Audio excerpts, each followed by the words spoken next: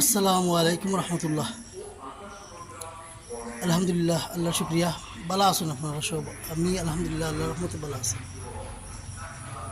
আসলে দুনিয়া বড় শেষ হওয়ার সময় আসছে। ফিতনা চাইরো বা শুরু হয়েছে। এই ফিতনাতেই বাঁচতে হইলে নিজে কন্ট্রোল করতে হইব। আর কোনো স্থায়ী দুনিয়া আসলে মানুষের মনে করে বহুত বড় কিছু, আসলে কিছু না। আমার জীবন থেকে যদি হায়াত নামক জিনিসটা বাড়িয়ে দেয় গিয়া, তে আর আমার নামটা হয়ে দিব লাশ। আর এই সময় আমার নাম ধরে কইতে না অমুক, কিন্তু অমুকর লাশ হইবা। এখানে এখন মাফ করে দেওয়ার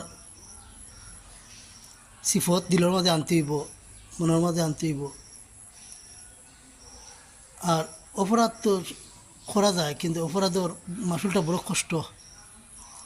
এর কারণে হক হইল কি দুইটা, একটা হইল কি আল্লাহর হক, একটা হইল বান্দার হক। আল্লাহর হক আল্লাহ মাফ করে দিবা, কিন্তু বান্দার হক বান্দায় মাফ করে দেওয়া লাগবো। এখন ভাই সবে কমার দৃষ্টিতে দেখি। আর আমরা জুলুম অন্যায় অত্যাচার থাকি, সব হেফাজত থাকি, আল্লাহ আমরা সাহায্য করতা। আর বড় ধরনের সমস্যা সবরও হয়, আল্লাহ সবে ফানা দিতা। আর ভিডিওতে যেখান থেকে দেখরা সবে লাইক দিবা, কমেন্ট করবা, শেয়ার দিবা। দিয়ে আমার এই কথার দ্বারা মানুষের উপকার হয়, এ তো বালা। বুঝছেন না?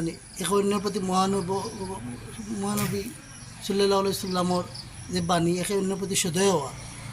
এর কারণে আমরা সদয় হইতাম ইনশাল্লাহ।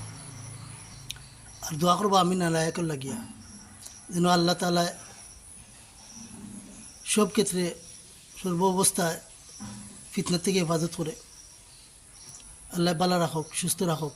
আসসালামু আলাইকুম।